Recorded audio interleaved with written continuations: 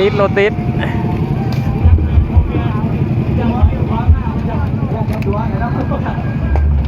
ี่น้องคนนี้เสียงดังนี้เนาะเดี๋ยวดีเนาะอันตอบเสียงในระยะที่ว่าย่ำสบายในการโดน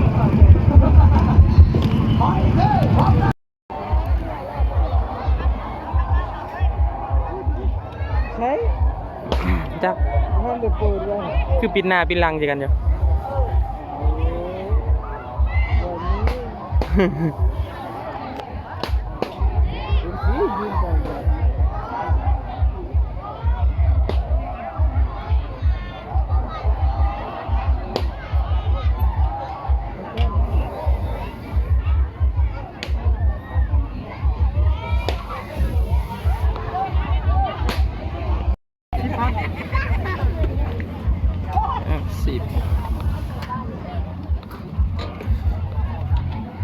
แม่นอย่างวานน้ำยังเขาดูดเป็นเซ่ๆบ่กินปลาหมึก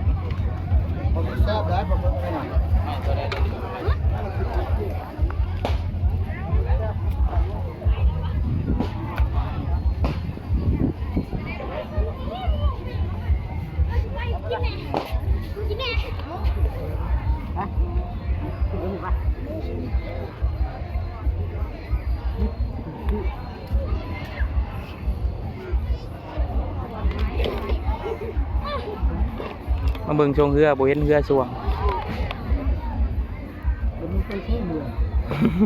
เขาพากินข้าวเลยกินแต่ทิ้งหน่อยผักบ่ายเด็กเขาซิง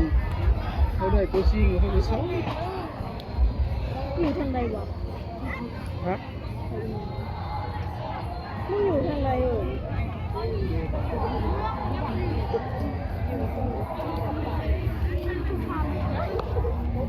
เอาแล้วนี่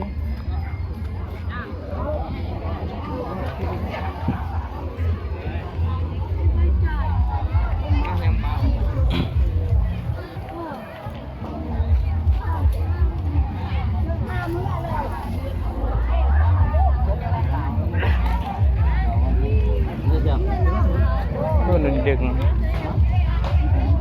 กูละวะ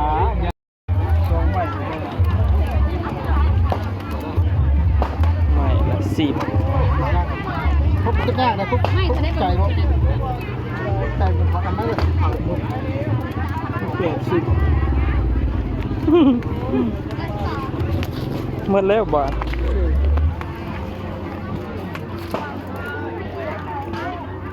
ตัวเนี้ยมันก็หลอกโตกินเลย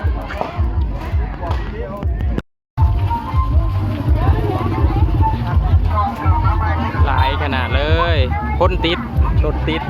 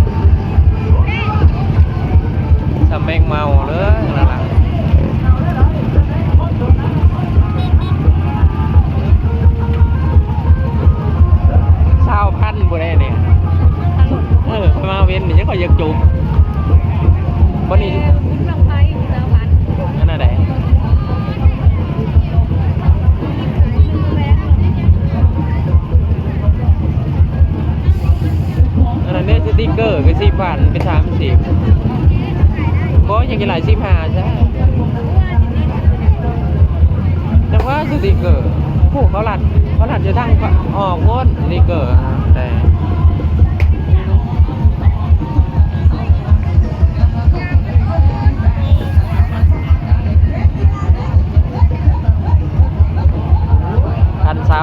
พันในร้ายล้านเดิมด้วยนี่หาคันกับเซนหนึ่ง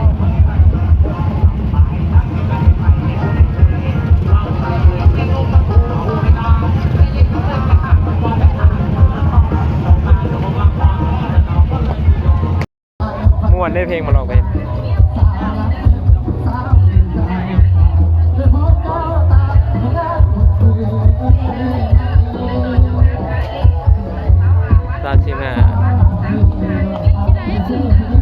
ฮะมันก็ไล่ห่านอยู่โอ้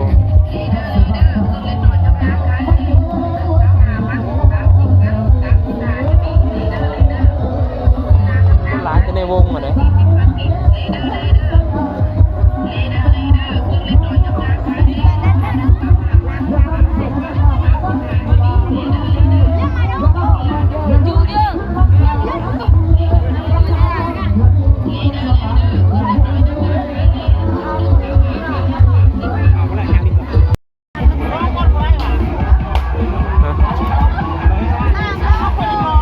บวก1,500นะ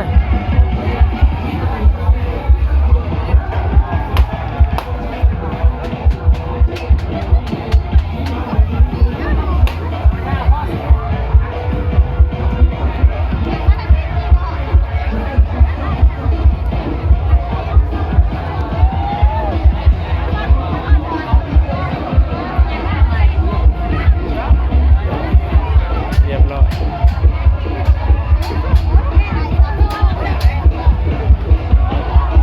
ตกเสียงมันก็ฉีดหมี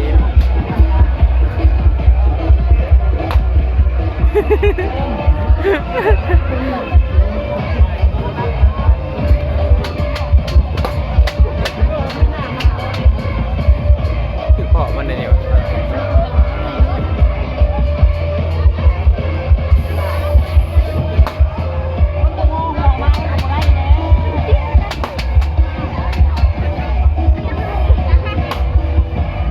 ล้มโบลกเนาะจังหวะโชคมันยาวกว่าจังหวะคือหอยบวกแค่ตัวหน่อยนะล้มอยู่